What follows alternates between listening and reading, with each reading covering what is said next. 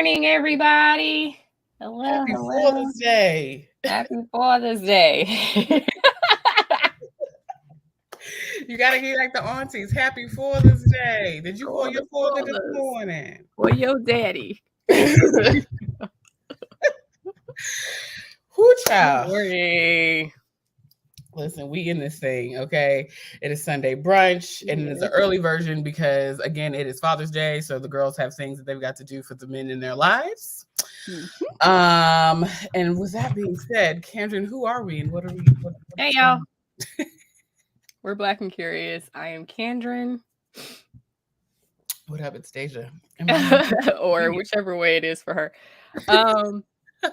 And we do a cross-section of pop culture and real-life commentary. And today we are here with our reality recap shenanigans / pop culture shenanigans for our Sunday brunch live. And yeah, we're just going to get into it. Yes. Shall we? Of it all. Oh, and we do a little makeup. I think we're doing makeup today, but we do a little makeup. Yeah, no, I'm gonna put a little something on. I know I look like a greased chicken right now because I threw some old school castor oil on my face, but it works. Okay. Yeah, it's very not really for me. But Deja's a real makeup artist, but we will leave everything linked below in the description box if you care to try any of the products that we are going to use today. So, where do you want to start? So, what are you drinking? That's where we should start. Girl, coffee. I'm going to brunch after this, so I'm going to reserve my cocktail for that, but I'm just having coffee. So this is basically a Bellini. It has a real disgusting rosé prosecco from Rufino. I will never buy that shit again. It's gross. Rosé prosecco? Yes, I like rosé prosecco, but I do not like this. Yes, this is not good. Oh, okay. No, don't buy that. So, because I bought some fresh peaches, because we're in peach season, I took my emulsion blender and crushed up a peach that was getting ready to go bad, and now I have a Bellini. I went to this restaurant the other week, and I had this cocktail that was so good, and I've just been making them at home. It was bourbon. Y'all know I'm a bourbon drinker. Bourbon, peach, and a squeeze of lemon, and then they shook it so there's water. If you don't want to do the shaken version, you could just put a splash of water in there, and it is so good. And also you can do it with mango nectar, any like nectars or juices or whatever, and it's just like a nice light cocktail with the lemon. It's really good. So if you have any brown laying around, not brown laying around, just saying, it is peach season, so now's a good time for those type of cocktails.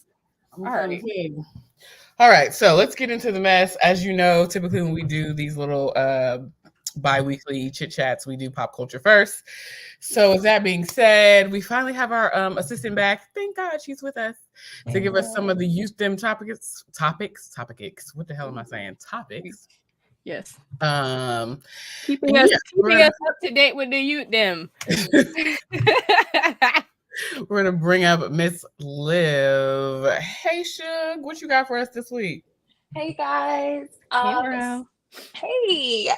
So I am just going to cover just a little rump on the jungle that happened this past Sunday at a boxing match. So this past Sunday on June 11th, there was a boxing match produced and put on. I'm not sure if you guys are familiar with the network Zeus. Oh, Lord God. Yeah. I think I do know this. I think I have heard about this, but fill me in because I've been on the margins. Fill me in. Okay. So as you guys know, Zeus produced shows like the Black China reality show and like a rendition of like Bad Girls Club. So like on the night of ratchets over there. Yes. So surprisingly, they actually had some really good talent fighting. It was Floyd Mayweather and John Gotti's grandson who were fighting that night. Yeah, kind of like a strange lineup. Yeah, a little bit. Yeah, but Zeus stayed it's like 97, ain't it? Just about. My God, I'm just saying, he up there. He definitely is. No, Floyd definitely is. He's been fighting for a good almost 30 years. That's what I'm saying. He's been fighting since we was kids. Oh yeah. Oh Wow. yeah. Okay. And I am very much your junior. I mean, junior. Junior. Yeah. Oh yeah. Okay. So Zeus, they did have some of the shows that they produced and talent there, like Joseline Hernandez. She has a show called Joseline's Cabaret. Of doing course, a lot of work. Talent is doing a whole lot of work in what you just said, but go ahead. I'm saying that cabaret is foolish. Okay. Talent. They had the formidable lovers and opponents, Krishan and Blueface as well, and they had some bad girls, former bad girls cast members there as well.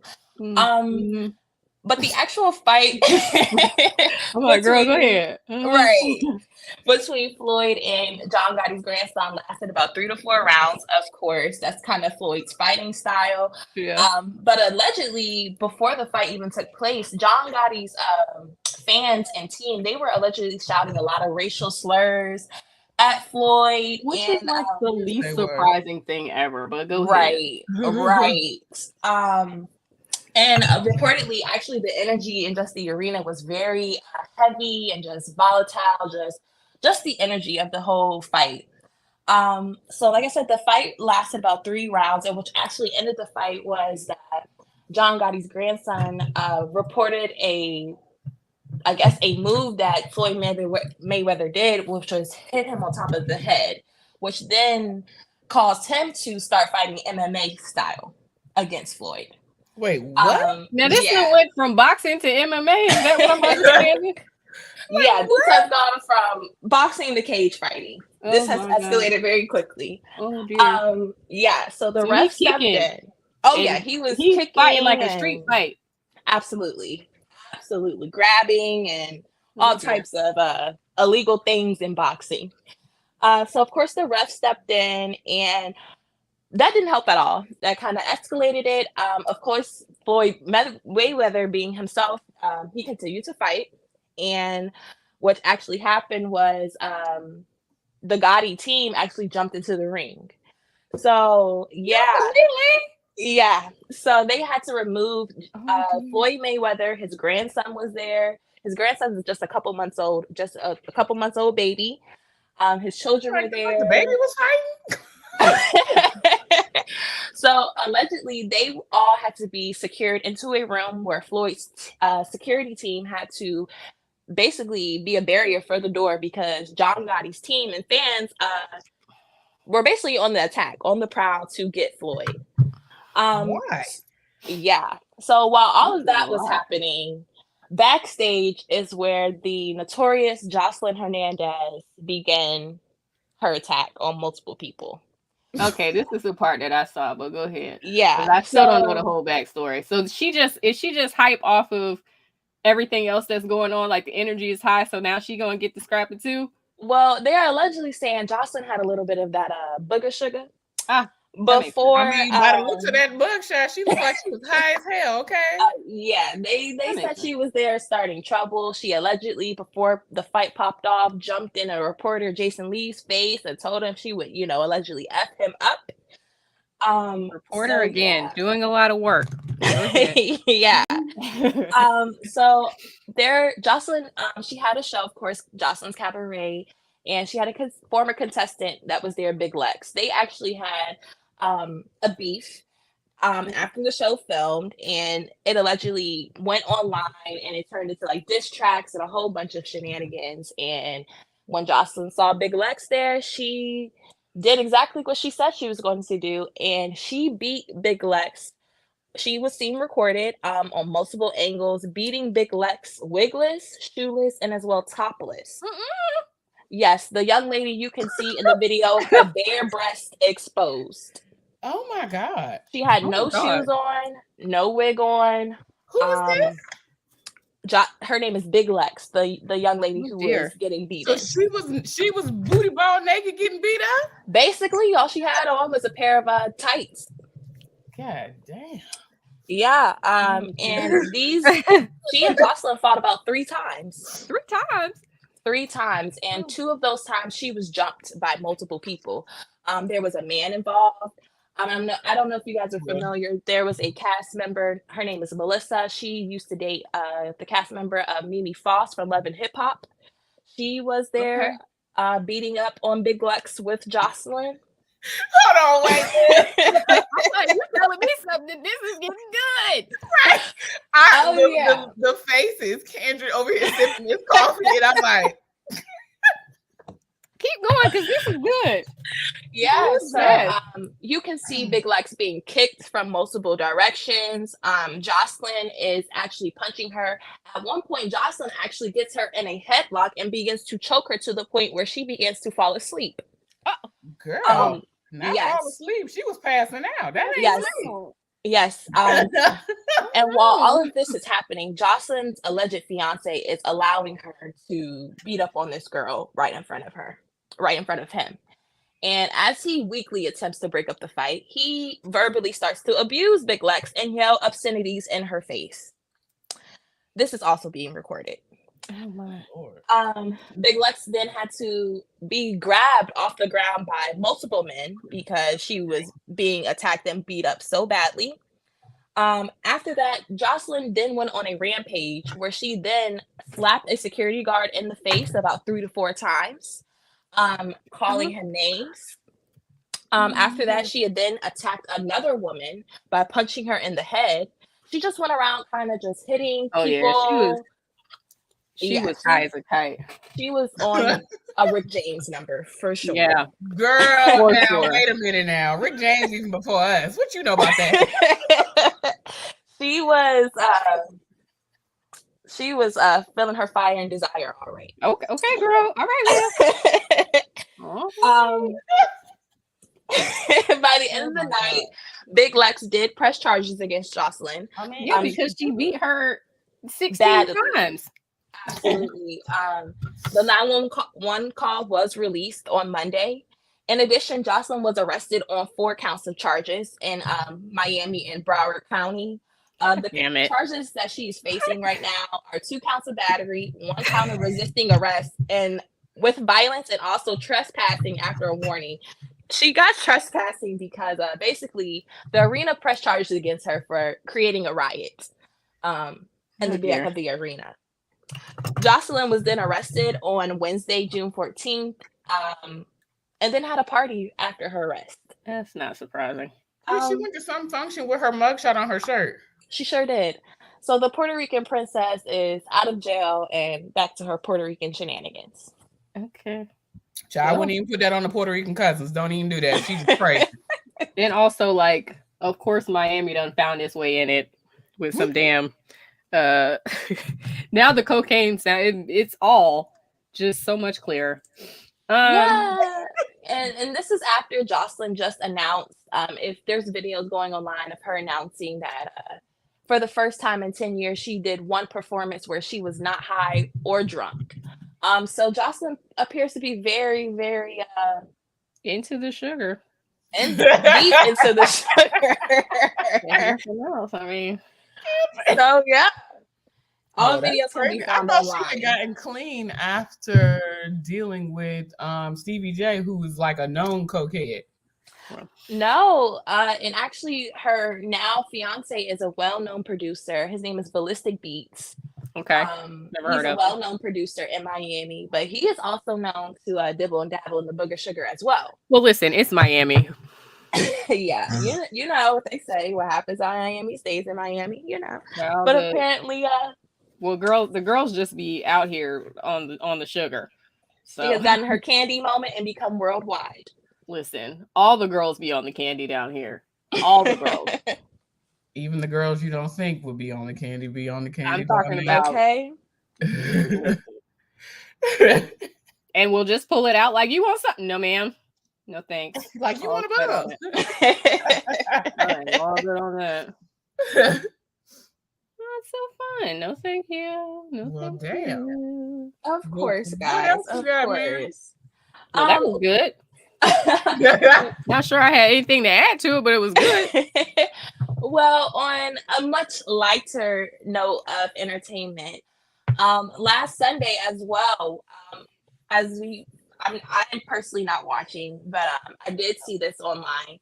on the Real Housewives of Atlanta episode last Sunday, the producers and network and also Andy Cohen got a lot of backlash because they were playing basically some flashbacks in the episode, and they kind of did like a shady edit.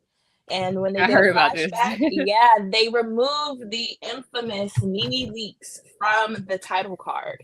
And it kind of uproared a lot of fans. I'm gonna admit it, definitely me as well. I'm a Housewives fan and a Nene Leakes stan for sure. And a lot of fans went to their Twitter accounts and Instagram and fired up at Andy Cohen and the Bravo Network and NBC and basically told them that basically like, you guys wouldn't have a network without Nene Leakes.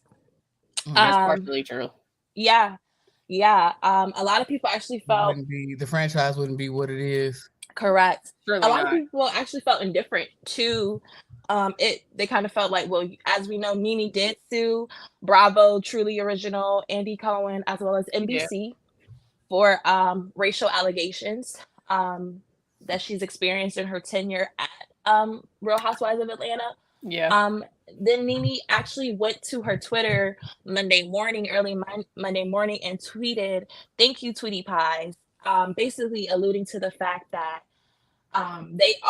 we actually heard reports that the lawsuit was dropped, but in actuality, the lawsuit is actually still in the works. Yeah, Nene is still pursuing her lawsuit with NBC, Truly Original, Andy Cohen, and she also tweeted, "If we only knew." So I'm kind of wondering what she means by that, because like we said last time we heard, it was dropped, and apparently it is not. Well, I think part of it too is like to Nene's point is that you built this network and this franchise off of like the backs of Black women, because I want to say that she and Mariah are also they're in the same suit against Truly Original and Bravo. Okay. I think so. I want to say that I heard that some time ago. Now I don't know because I know that Mariah Huck was on Carlos King's podcast a couple of months ago, and I don't know if she alluded to it then, but I think that I don't know for sure. Let me put it that way. This is all alleged, but I want to say that I know that she was in talks of being in a lawsuit with the production company because they were trying to take her production rights from Married to Medicine. Interesting. Yeah, and just to not touch on too much of Real Housewives of New Jersey, but there actually are reports and rumors that Andy Cohen is under investigation for the way he treats his housewives. I'm not sure if you guys saw the Real Housewives of New Jersey reunion, but it's becoming a trend that Andy is yelling at these women, kind of. Well, he gotta yell at them because they won't shut the hell up. Look, in Andy's defense, Teresa and Melissa were getting on my damn nerves. And we're gonna get on that later. But yeah, the actual surprising twist is he's actually under investigation for how he treats Jennifer Aydin, not Teresa, Jennifer Aydin. Really? Yeah. He seems pretty indifferent towards Jennifer Aydin, in my opinion. Yeah. What's the allegation? That he actually is very rude and condescending to her, and she actually made a tweet after the Tuesday reunion aired, basically stating that Andy Cohen isn't actually too nice to her. She actually went on a podcast. I'm not sure if you guys are familiar with the All About Real Housewives, All About the Truth podcast, and she actually made a statement stating that the last time she was on Watch What Happens Live, she asked Andy Cohen to take a photo with her to prove to fans that he does like her, because she feels as though he does not, and that's why he treats her the way he does. So there were a lot of tweets and complaints about the way he treats Teresa and Nene Leakes, that he does treat his talent kind of like redheaded stepchildren. So yeah, he's kind of. He definitely plays favorites. Oh, yeah, for sure. Oh yeah, absolutely. So yeah. Andy, he's kind of in some hot water these days. Interesting. I'm curious to see how that's going to shake out.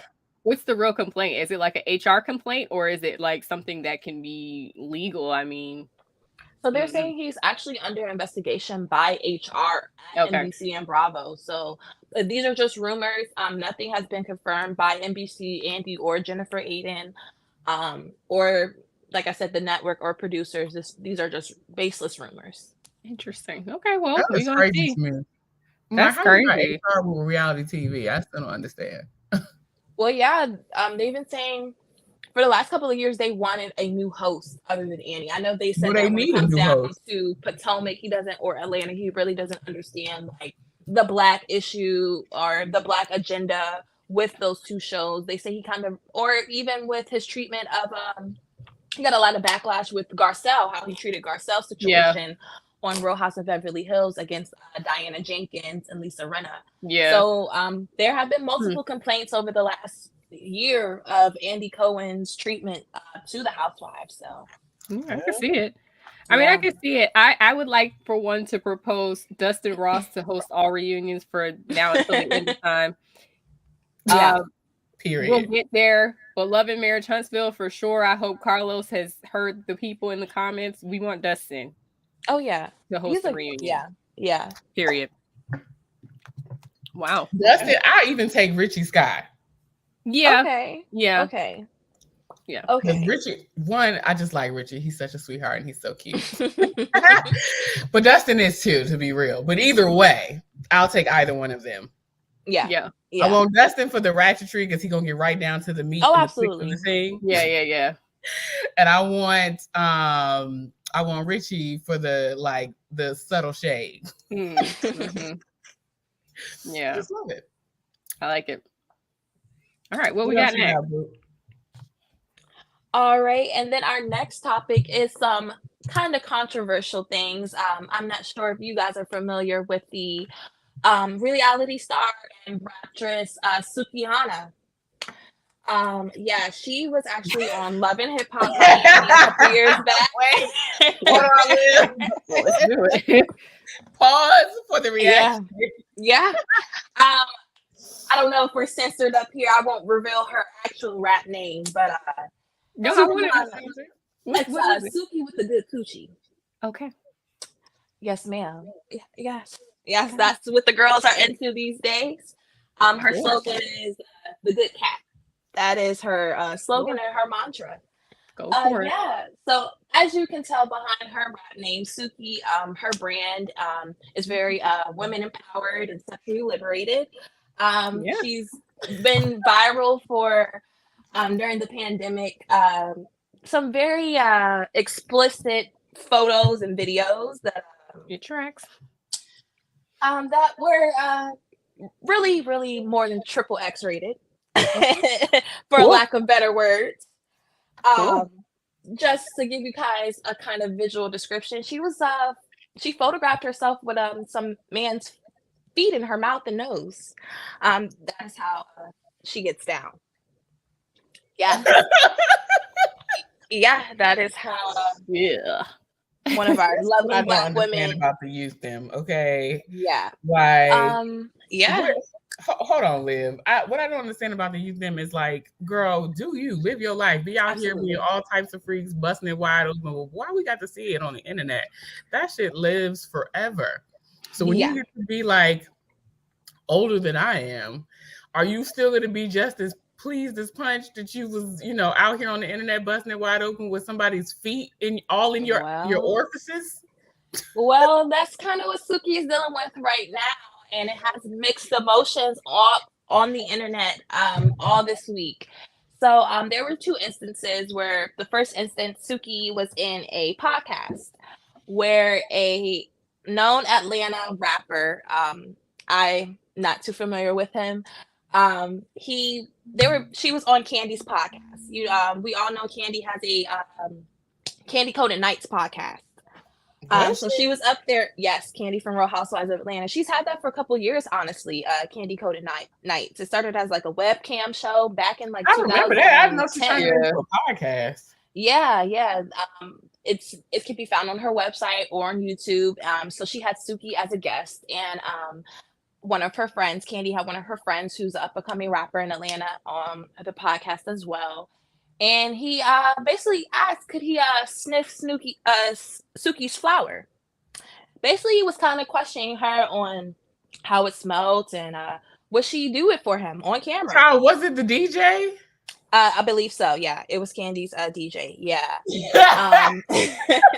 He was asking about, Girl, anyone be doing a lot. That's yeah. crazy. And Candy actually got some backlash because she had a key with it. She was laughing and she didn't see nothing wrong with it. And fans kind of saw that Suki was uncomfortable. She kind of was laughing it off, but overall, she did look uncomfortable with him asking her those type of questions and him kind of touching her and things like that.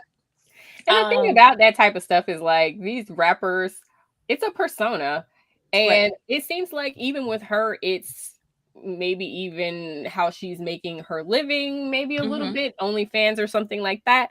But that's her agency to do it how she wants to do it. Just because you come into a space doesn't mean this came up with Ari Lennox a few years ago. Just because you come into a space doesn't give people carte blanche to just say whatever they want to you, or just because it's in a song lyric or whatever. Like that doesn't mean that you don't have to respect people. Like there's still a way to talk to people. And if they haven't invited you into their sexual space, then why are you like why are you putting yourself there? It's too much. It's too much. Right. And so there was a second situation that happened this week with Suki and another, I don't know if he's a rapper, singer. I just know I see him a lot with the rappers and singers. His name is YK Osiris. Yeah. So these young, like the child that has kids with Ari Fletcher, also a boxer or something like that, and I'm like, y'all be rapping and boxing. It's confusing. I don't know what y'all do. Right. They box rappers. Yeah, like, a lot of the multi-hyphenates. The rap girls are influencers, and the influencers are rappers, and but then you sell skincare on the side, and it's a lot of slashes. It's a lot. It's a lot of hats. Get the money. If the money is being thrown at you, make sure you catch it. But like, we don't know what. Like the old people don't know what's going on. We don't know what y'all doing. We just gotta. Jesus. Absolutely. But it looks like Suki was on a panel, and this young man, I don't know if he was on the panel because he was actually standing behind the panel, and he attempted to kiss Suki, grab her by the head, and attempt to kiss her in the mouth about 2 or 3 times. Like what? I didn't see that part. I did see him like try to like he kissed her like right here, and then whoever else was on the stage with Suki was like he tried to kiss her in the eye or something like that. She has not invited you into intimate space with her. Why would you think that she is available for all of these things? Like I don't understand this. This is weird. Now some fans felt as though, to answer your question, some fans thought as though because Suki does put out that energy of one of her songs is put that beep in my throat. So she does put herself out there in a very derogatory, sexual, liberating way. I get that, but how is that? Hold on, wait a minute, Liv. You said derogatory and liberating in the same sentence. Like, which one is it, baby? I mean, some people take it as it's very derogatory. Some people think it's very out there. And some women feel as though she's within her right.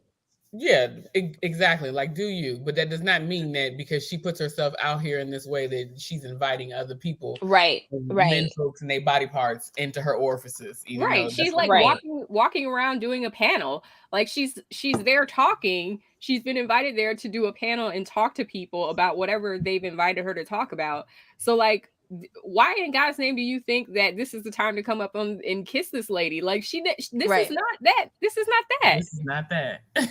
And I think it's the most surprising lyrics. This is not that. Is that it's coming from her peers mostly. Like these are men that she is supposed to be working with in and throughout the industry. So not that is surprising. Not that we don't hear many stories of these predatory men. The industry like that. They don't care. You could be dressed up like a goddamn nun. They're gonna ask you when you taking that shit off. Okay. Basically. And like I said, this comes up in all different contexts because I remember a couple years ago, Ari Lennox did an interview and somebody said something wild to her. And it was like last year, wasn't it? I think maybe like last year. And somebody said something wild to her and she was kind of like, I'm sorry, what? And he's like, well, it's in your song. And it's just like, but that's not who I am. That's not what music. We're doing here. We're having an interview. What is that? Yeah. People are crazy. That's wild. The And men folks also, be like, crazy. also these a lot of the male rappers, they talk about drugs and shit all the time. Does anybody run up on them and be like, "What you got on you?" Like, right. You got some Yeah. coke? Right. No, because nobody actually believes that that's all. Well, first of all, nobody actually believes that that's all of what they're doing. But Right. secondly, like, people just seem to respect them more. So, like, why would you run up? And there's like this whole class of female rappers and even singers, honestly, that are carrying on with this energy.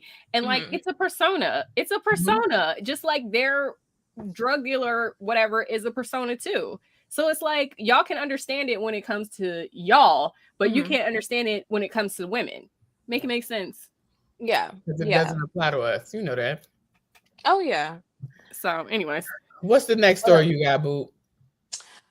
So my last story. Oh, sorry, my notes just went away. Give me 1 second. Liv can't prepare, honey. Man, listen. You was filling me in on the tea this week. That's why I was like, you know what? You can do the pop culture. You be knowing all the youth and stuff. We don't know. I'll fill in with I do have something to go in here too. While Liv gets her notes together, I will go ahead and talk about this. So this morning I was perusing on YouTube streets, and a couple of times on this here brunch that we do, I have shouted out Ages and Stages, which is which is Rashid and Symone. I put their names together, baby. Which is Rashid and Symone of was it Ready to Love? Ready to Love. It was Ready to Love. Ready to Love fame. They are a couple. They have a podcast called Ages and Stages and whatever else have you. Well, here lately, I have been more so seeing just kind of Symone doing her Girl Is That Legal thing, and she's airing it in both places. So I'm not thinking anything of it until this morning. I come across a video that was put up 8 hours ago. Well, at this point, it's probably like 10 hours ago, of Rashid like laying everything out on the line, and like the short of it is that him and Symone have called off their engagement. She has left him, and right. And I love them together. I'm gonna say all the facts, and then I'm gonna say what I feel. Let me do that first. Okay. So she has left him because of financial infidelity. And this is what he's alleging in his video. She's not said anything. She's not made any statements. This is just what he's saying. And like what made me click on it, because I don't always watch their single stuff. I watch Symone's stuff, but I don't necessarily watch Rashid's. It's like I'm there for Symone. I love her. She's hilarious. Yes, ma'am. Go ahead.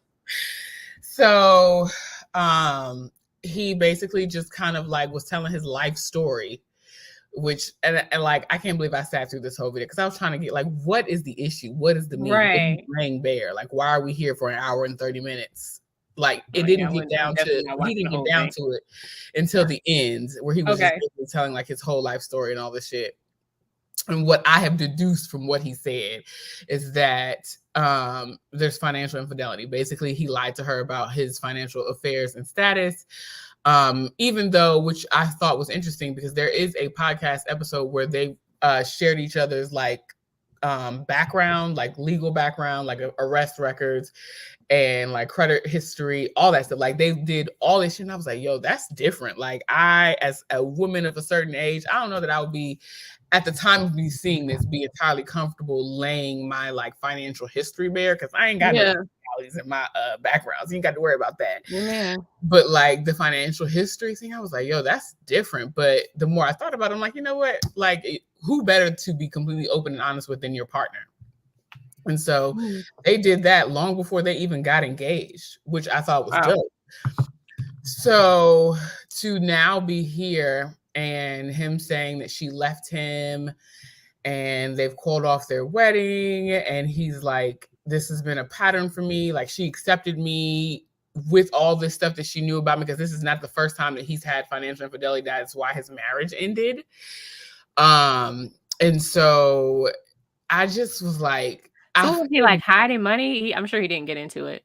No, not hiding money, just fucking broke. Just broke. Oh. And like get rich quick type of energy. Like, and not that he isn't capable, because he also stated that he's like a really good salesman. He can sell, anything. But the problem is he had too many like liabilities, I guess. Yeah. And you just weren't he wasn't receiving the return on investment, basically. Right.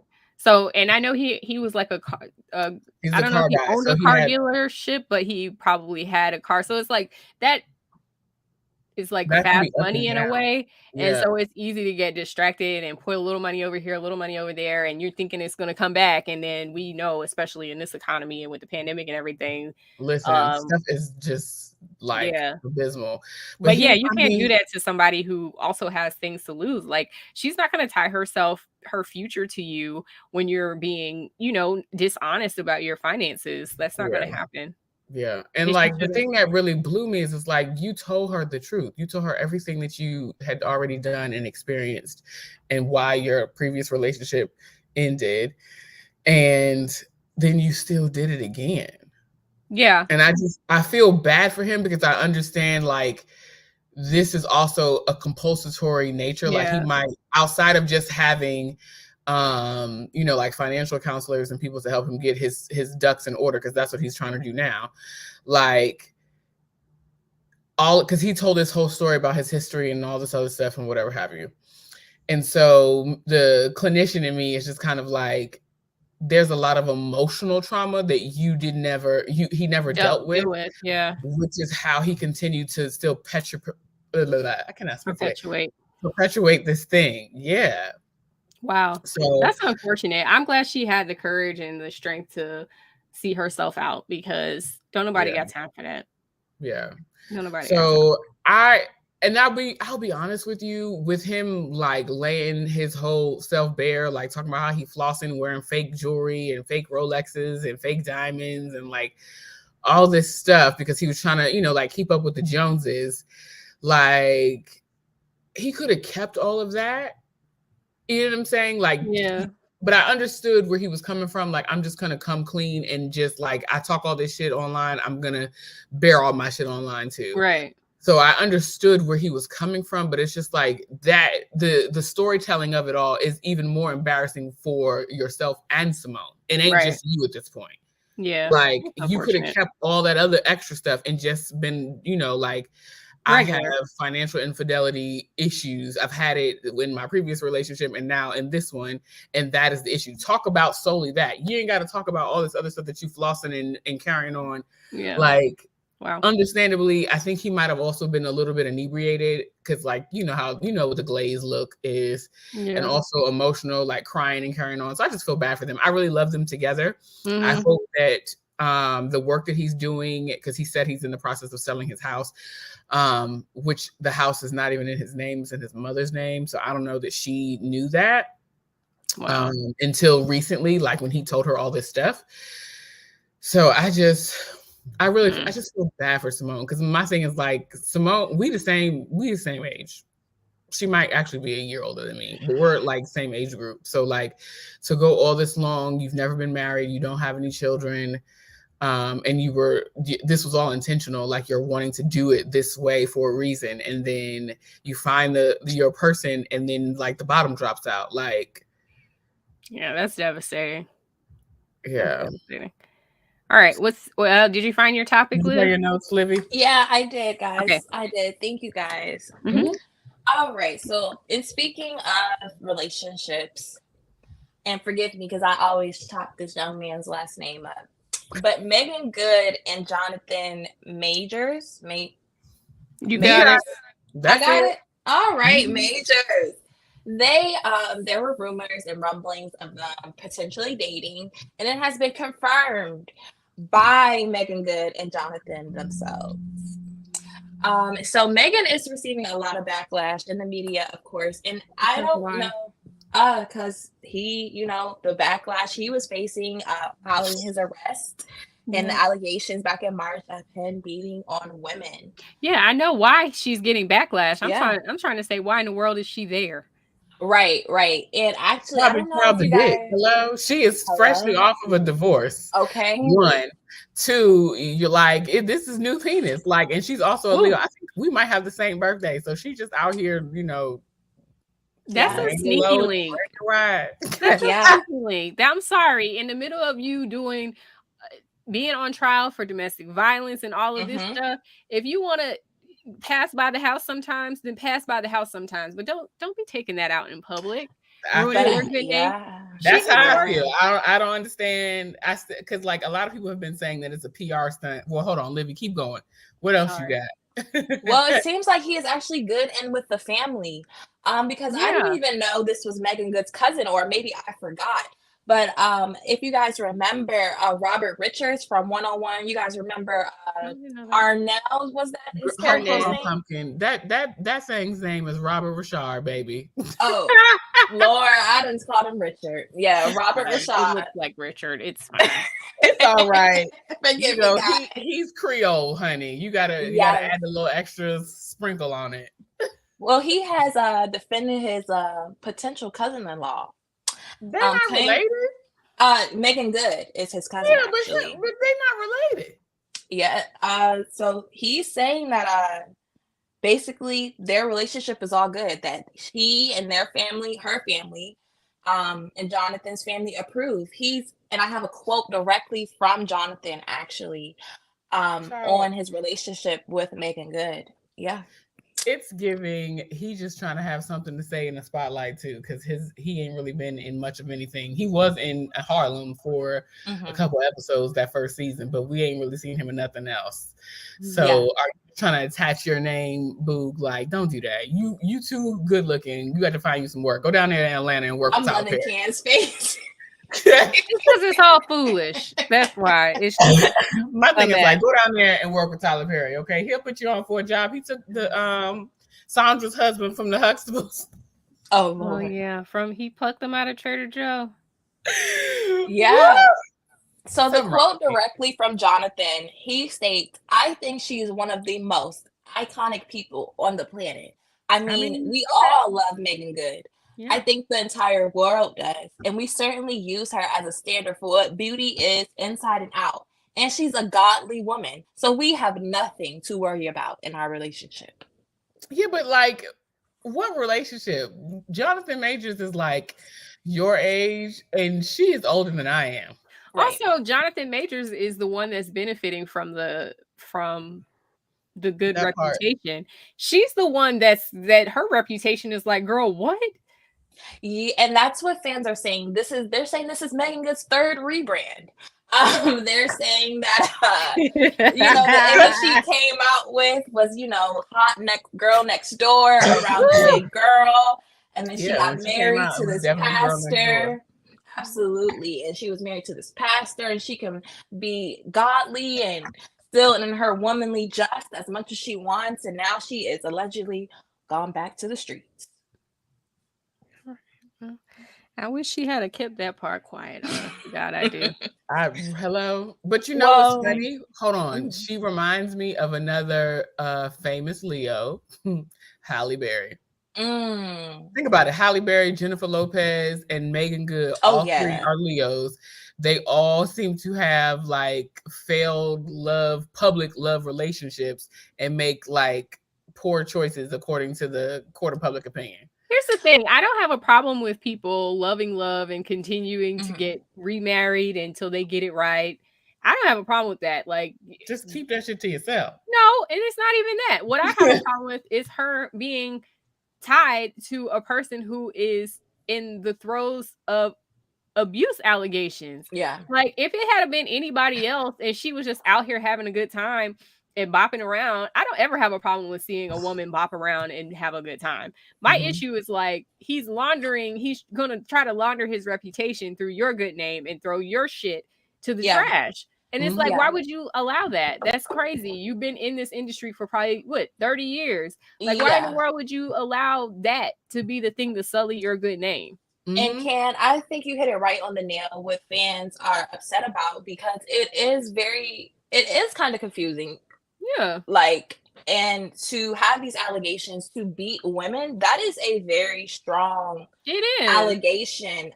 And something that we've seen it in, such as like Chris Brown's career. You cannot beat that, especially as a Black man. And It is pretty confusing and worrisome to see Megan in that situation. And like you said, Ken, I think if fans saw it and took it as just like a fling or a little, FWB situation, but the fact that you guys are putting the title of relationship on it has people kind of side-eyeing and looking at you guys crazy.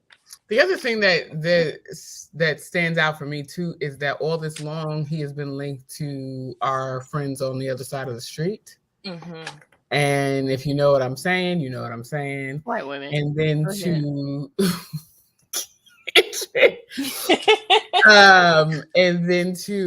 in the midst of your fury, you want to run back to your own women, like.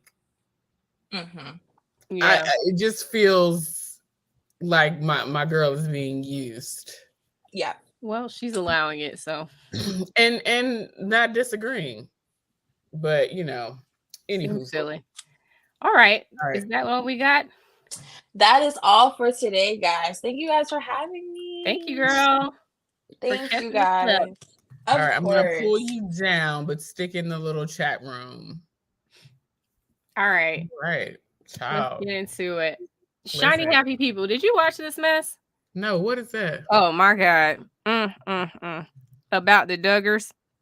Oh yes, it's on my watch list. I've not watched it yet. Let's come back to it when you watch it, but I will just say it is a hot mess. It is like, it's a lot. In episode 4, I binged it all in one day because I was working, and so it's a lot, and it is showing, it actually kind of goes back to our conversation about radicalization, because it is showing how this sect of Christianity, or sort of like this overarching teaching within that it's like a non-denominational sort of thing. It's sort of like a morality teaching more than it is a religion.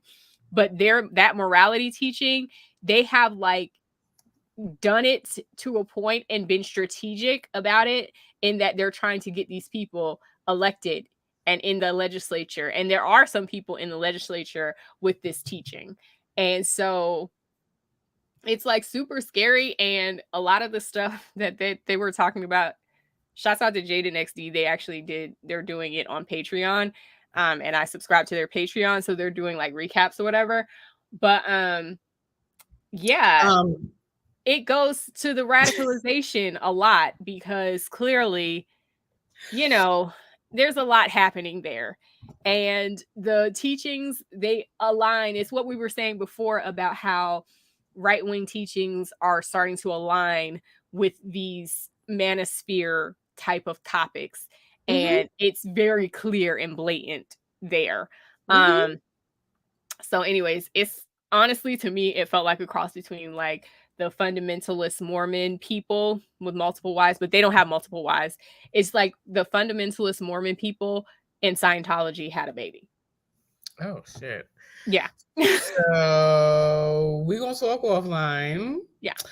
However, so it's funny that you bring this up, because also on Monday there was like this great like reveal on TikTok where this Dr. Greer, Greer, he talked about like the UAPs and how the government has known about UAPs as UFOs, basically. Oh, okay. Okay, so he talked about how the government has been hiding this shit since like the 40s, 30s, something like that. Okay. And how one of the other caveats of this conversation that came out later was that Elizabeth Warren was stating that you have all these people that are in these government installations. Once they retire out of that, then they go straight into the private sector, and they are the ones that become the lobbyists. Yeah. So to your point of like the shiny happy people thing, those people go do like their time in military and other government installations or whatever 100%. Else have you, retire, and then go in the private sector and then become lobbyists and create the chaos that we're seeing now. And like that's the pipeline that they have going. So if we are not paying attention and not cognizant of this way of being, I also think there's a book that I'm forgetting the name of now, but this way of existing that has been in place since the start of like the revolution of like people of color, and like trying to get all these different things in place so that people of color, Black people specifically, is where it started to, like affirmative action, all that kind of stuff. They started their counter work. Offensive, yeah, for sure. Yeah, back then it just was like under the skirt, basically. Like, yeah. it's So now it's coming to the fore. Also, this is a complete side note. You said affirmative action. Slow Burn is a podcast they do like one political scandal a season, basically. So this is season 8, and they're doing Clarence Thomas, and his story is completely wild. It's wild, and I did not realize that he did not have really any sort of judicial experience when he got supported to the Supreme Court. That's it. So, anyways, listen to Slow Burn. It's a ride. It's a ride, and it kind of aligns with all of this shiny happies and all of the things. All right, let's go to reality TV real quick. So, just before we get into the realness, Project Runway AllStars is back again. I am so excited. I love this cast. Hello, when Corto came out, I was like, wait a minute, I'm getting there. The blacks, I love black people because one thing about it is we are going to pay our respects, okay? So there's Kato, she was first up, Kara-san, and like literally Kato was like, what is happening right now? And then literally like all of the younger black designers, they were like, oh my god, you inspired me to be here. When Kara-san came out, it was crazy. She was like one of the last people to come in, right? Or was she the last? And then it was funny because there was another woman that was there from her season, and everybody was like, girl, who? You were where? And it was like Kara-san came out, and it was like, oh my god. So that was dope. I love Bishmi. I love Project on their season. So I'm so happy to see them back. Bishmi kind of flubbed, but he was because his sister had gotten sick and he was like going through a lot when he went home to design his collection. So I'm hoping that this season gets to be redemption for him. And Project, he also went out on a challenge I wasn't sure that he should have gone out on because he was super talented, but it was just like basically the straws just pulled wrong that season. I think somebody had immunity that they should have went home, and he was the one that ended up on the chopping block or something. So I loved him. He's a Haitian designer, wonderful. And then Laurence, I did not watch her season, but the girlies seemed to be excited that she was there as well. So yeah, I'm really excited to see all my faves back. And there were other designers there too, but I'm rooting for everybody about them. I was like, when I saw Corto, because it was playing, you know how Bravo, you just on the TV, you just play whatever. Yeah, yeah. Like, what is this? What is that Corto? Why is she on? Is she back? Yeah, that was the first person I thought about was Kato, and then Anthony. But Anthony won his season of AllStars, so he wouldn't have come back. But Anthony, he was actually on HGTV. He did a show with he's like a interior designer now. So they have a show, and he and his partner, what is his name? It's escaping me. Michelle. I think it's Michelle. Yeah, it is Michelle. It's a guy though. And they won Rock the Block last season. They designed this incredible house. It was so sexy and so gorgeous. So I was so happy that they won. But yeah, Anthony's been on HGTV now. Well, damn. What was the designer that was on that passed? He passed right maybe a year or two. He was a black designer because we were like rooting for him when we were watching his early seasons. I don't know. I'll have to look it up. Either way, what's next? Love and Marriage Huntsville. Okay. Go ahead and wrap that thing up. Marcel is nuts if he thinks he's first of all. Okay, so Tisha and Marcel have been moving around. They had a house. They sold the house so that they could do Scott Manor. Then they rented a house. Now that house, they're not renting that anymore. They are building a new house that's not on Scott Manor. And they are... I thought they were building a house that was Scott Manor. Okay, or maybe it is. So they're building a new house anyway. So now they're moving into an apartment. I thought they said Scott Manor was another 2 to 3 years out. And I thought that the house that they were building right now was not going to be on Scott Manor because it's still hill and valley. Like they still have to get the land leveled and stuff. Right. Maybe I'm confused. I thought that the house they sold their condo, which was like the townhouse situation, to build the Scott Manor. And they've been doing this for like I think they 3 did, but seasons. I still don't think it's ready. Like, I don't think Nothing's it's gonna happened. be. Well, I mean, it ain't no house, ain't nothing built. But that's what I'm saying. I don't think that there's anything there, even like infrastructure wise, to be able to put a house on it. That's Right. what I understood, but I could be wrong about that, and I'm happy to be wrong about it.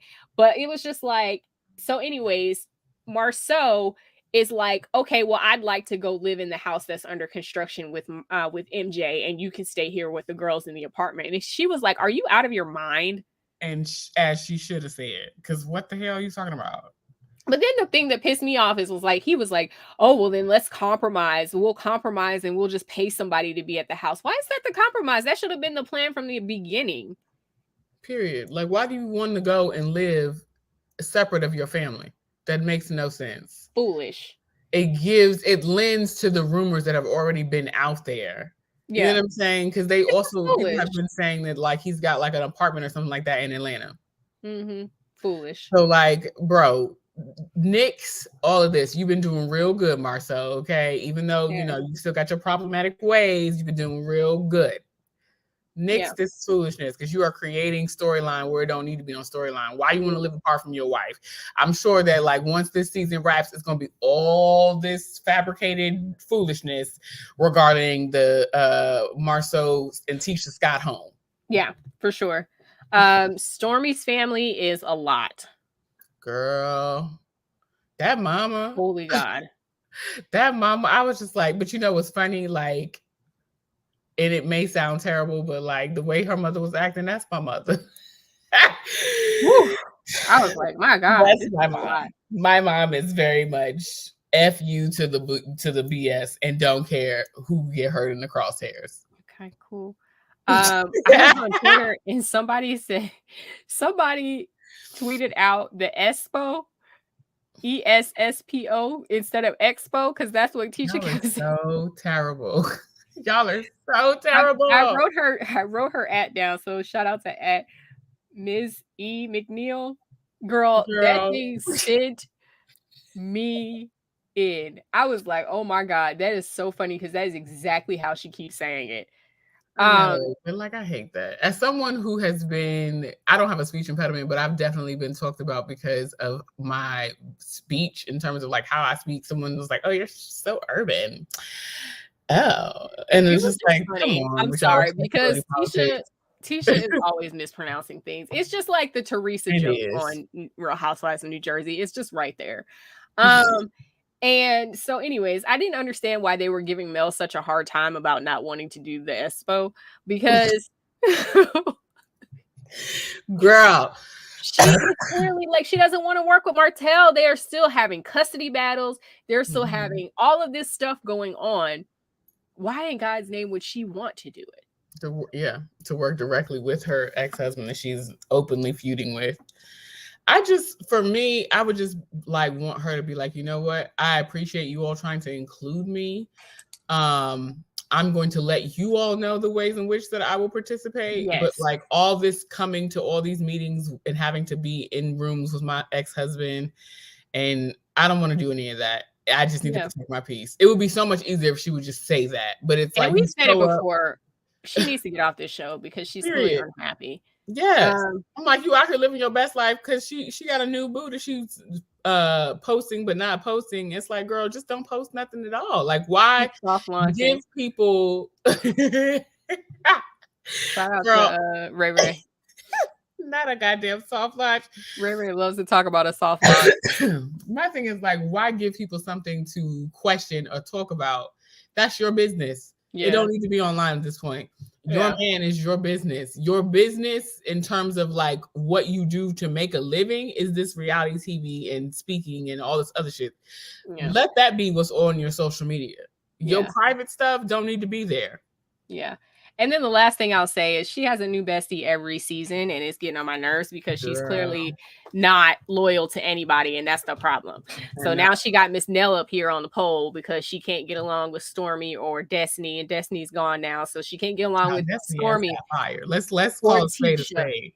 Well, yeah, she got fired because Mel wasn't recording with her anymore. Wasn't filming with her anymore. That's why she got fired? I mean, I'm speculating.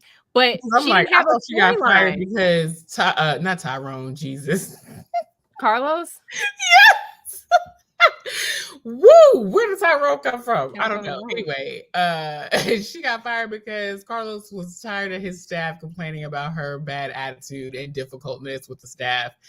Because he called it out when they talked on the podcast before this season aired. He called it out then. So maybe we'll see like a pop-up when she comes in later in the season. But at this point, I don't think so, because when she was at the upscale event for Martell, they sure enough skirted that camera right on around her. She didn't get no camera time. No, I'm just saying in general, like, she didn't really have a storyline either. And her storyline was being Mel's bestie. And then when she wasn't Mel's bestie anymore, she tried to cling to something and it just never turned into anything. So that was part of it too. I think that her and Tisha actually started to build a relationship, a genuine relationship. But it wasn't that interesting. I mean, it wasn't, yeah. We know where Tisha stands, and she's, they're kind of like, oh, married people hang out with married people. Like, they're kind of like that a little bit, So I think that she tried with Tisha, but ultimately, like, she came in as Mel's friend and she's not Mel's friend anymore. So there wasn't much more to say. She tried to like transition into like Martell's being more with Martell and being more with Tisha and stuff, but it just never curled all the way over. So anyways, all that to say, Mel's friends don't ever really last that long. So my thing is, I'm not gonna come on this show if I'm not gonna still be on the show later. Yeah, we're gonna see. So you have anything else on Love and Marriage Huntsville? Nope. All right, let's move to Bravo. Let's do you've been watching Summer House? Barely. Okay. These children bore me. Yeah, me too. And that married couple, they're gonna be divorced in like 2 years. God, yes. Oh boy. She is miserable.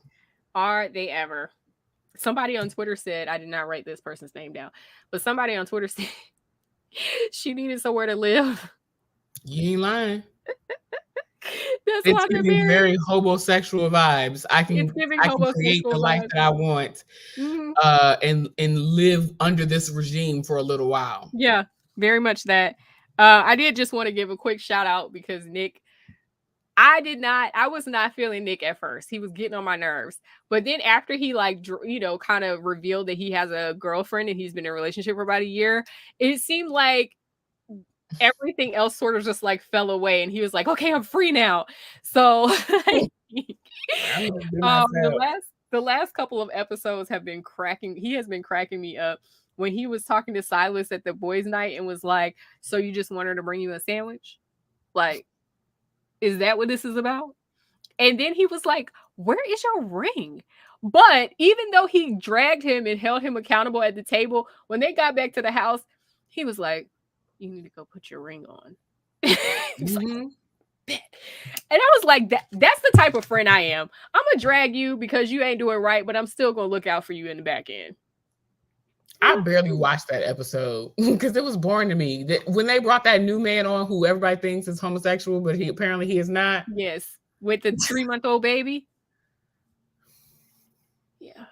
And then I ain't even gonna talk about a 10-foot pole. Y'all get down in the comments and you let us know what you thought, because I'm dead sure I thought he was homosexual. Yeah. And then Simon with the watches. I was like, he owns a watch company. This is promo for him. He wrote this off on his advertising budget. Period. Hello? Talk about it. And then for her to get on Watch What Happens Live and basically say as much, like, girl, she did. She did. We knew it because Andy was like, now, girl, that was advertisement. Them wasn't gifts.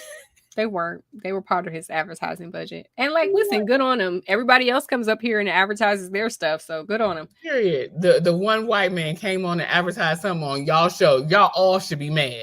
Yeah. And y'all should all be mad because y'all didn't have a point of sale, as Demetria would say. Shout out to Demetria. Like, what is your point of sale for being on this show? What is your point of sale? He had a point of sale.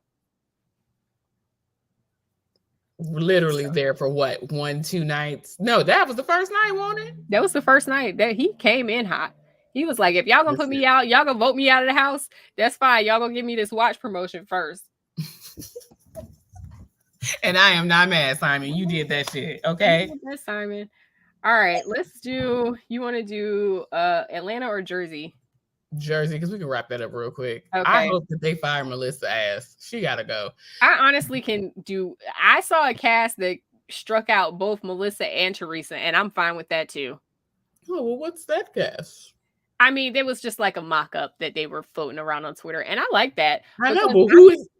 I'm tired of the going back and forth. Andy seems to be tired of the going back and forth and the yelling, all reunion. Oh, we're never gonna be family again.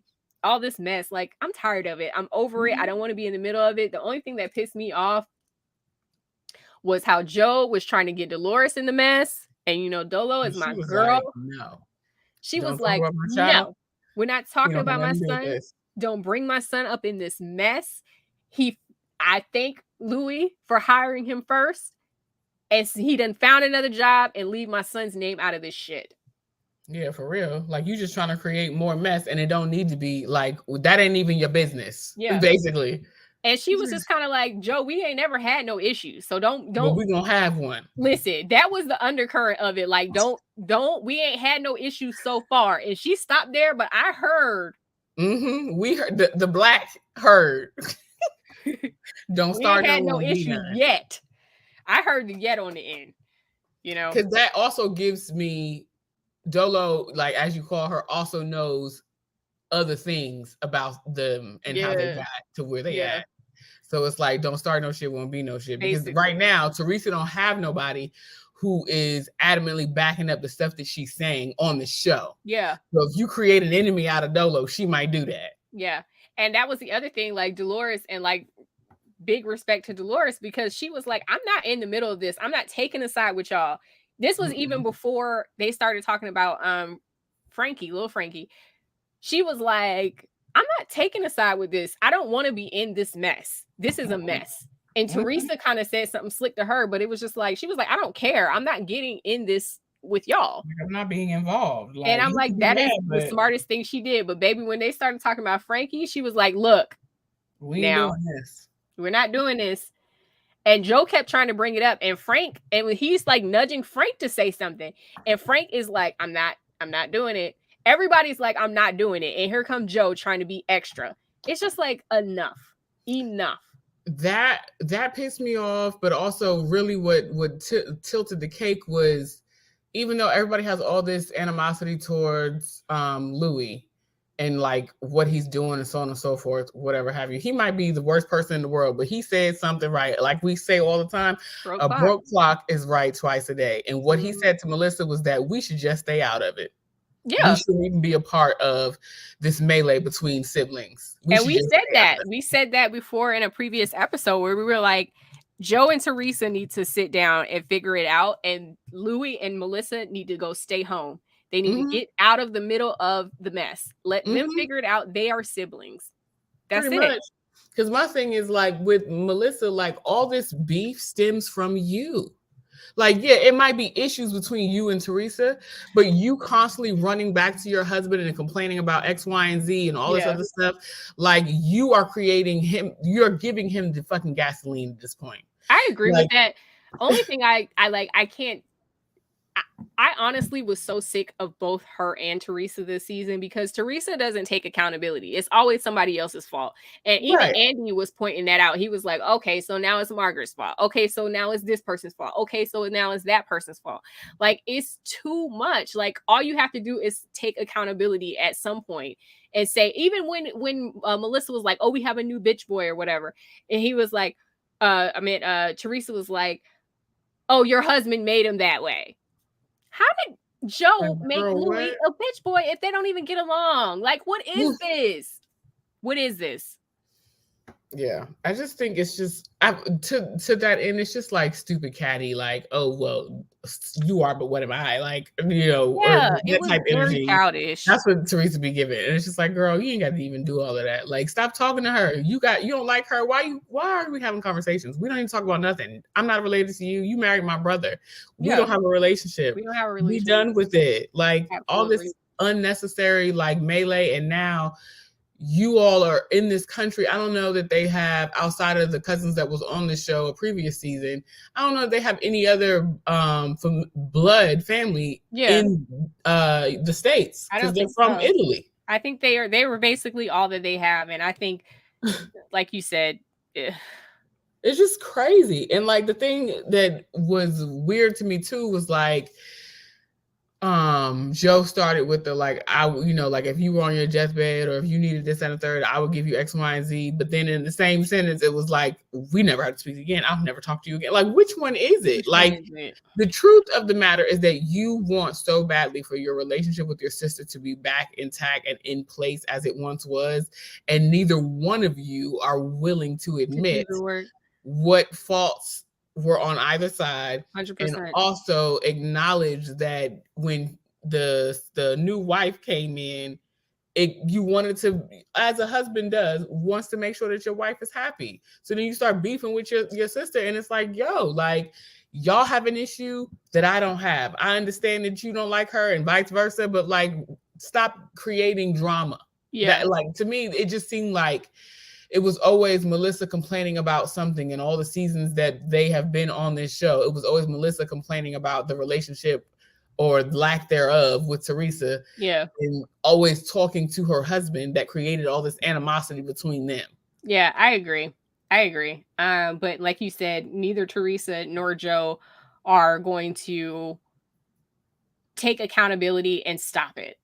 Mm-mm.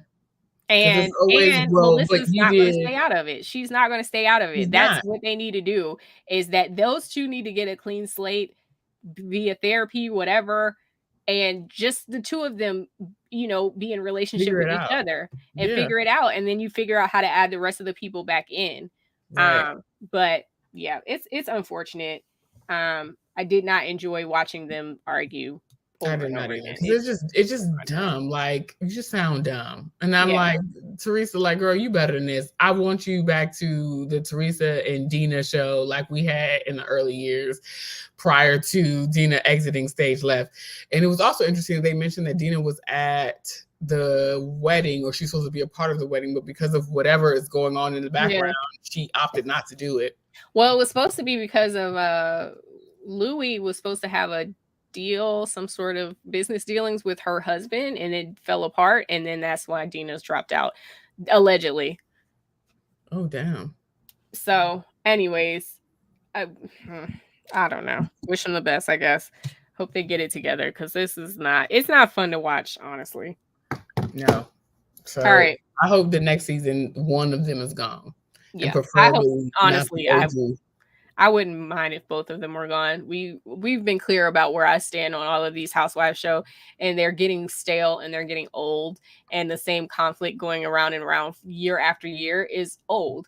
And I wouldn't mind if we scrapped Melissa and Teresa and try to move it forward with the new ladies, and maybe a couple of the old ladies just for continuity. Oh, I did want to say one quick thing. I know we talked about Ozempic one time. Okay. The Jen Fessler, when they brought out Jen Fessler, and then they brought out what's her face? The girl with the anorexia. Yeah. They brought them out together, and then they're complimenting Jen Fessler about her weight loss, and then talking about Jackie's weight gain and saying how much healthier she looked. And then I did appreciate that Andy gave Jackie a chance to say something about the whole Ozempic thing. Mm-hmm. And she essentially said, like, there's nothing wrong with losing weight. It's the addiction to being thin and what it will make you do. And she basically said, I am proof of what it will make you do.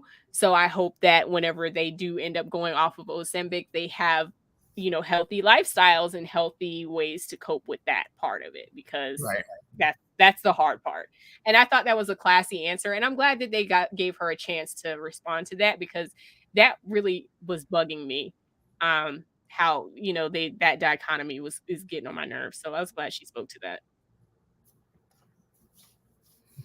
All right, let's do Housewives of Atlanta really quick.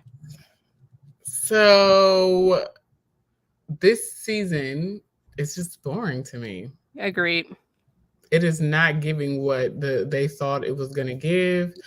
All of these friends to the show are not really doing anything. I would rather have fucking Tanya Sam back than have some of these other people, because at least Tanya was cute and funny and sweet. You know, like they're poising for a Portia return. She's been on Watch What Happens Live. She's been doing the rounds. She was up there with Marlo. I mean, not Marlo, Sheree. Oh, I'm like, what? She was up there with Sheree. Yeah. Child, hold on. Speaking of that, did you see that Watch What Happens Live when Andy was like, Sheree, what's going on with your face? I did. Because I thought the same thing. I was like, what should she have done? Why her face looks so different? It was. Yeah. It looks like she had a facelift to me, or a nose job.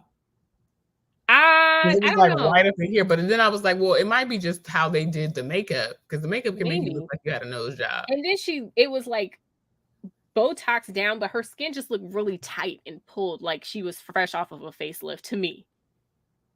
And then she was like, "Oh, I haven't done anything." I was like, "Girl, please, my girl, please, you have. We know you have." Shame the devil, girl. We know you know. Look, you introduced us to the grandbaby. We know you got grown kids. It's okay. And like good and grown. Like her oldest daughter is. She like our age. Yeah. She might be a year or two younger than us, but she is very few years younger. I think her youngest daughter, I mean, her oldest daughter is like 36 or something. 37. She could have a grandchild that's like 18 by now, honestly. It's a miracle that this is her first grandchild. Like, okay. I'm like, the person that should have been dating Martell was her daughter, not her. I mean, God knows. Because Martell is still like a decade. Yeah, no, he like 12 years her junior. He's closer in age to her daughter than he is to her. Definitely. What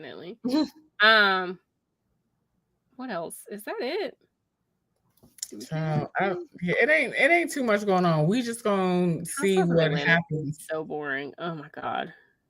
I mean, and it is painfully so. I'm trying to look through my notes to see if I miss anything. I don't think so. If we did, we'll cover it in 2 weeks. Pretty much. All right. Well, that's it. Thanks for listening. Thanks for watching. If you made it all the way to the end, drop us some stars. I don't know why. Just drop us some stars because it's the first thing that came to my head. Bravo is starless. Shout out to Nene Leaks. It is. And we'll talk to you next time. In the meantime, like, comment, subscribe, and we'll see you again here in 2 weeks. But we have videos coming up all the time, twice a week. So, yeah, follow us. See y'all later, friends. Bye.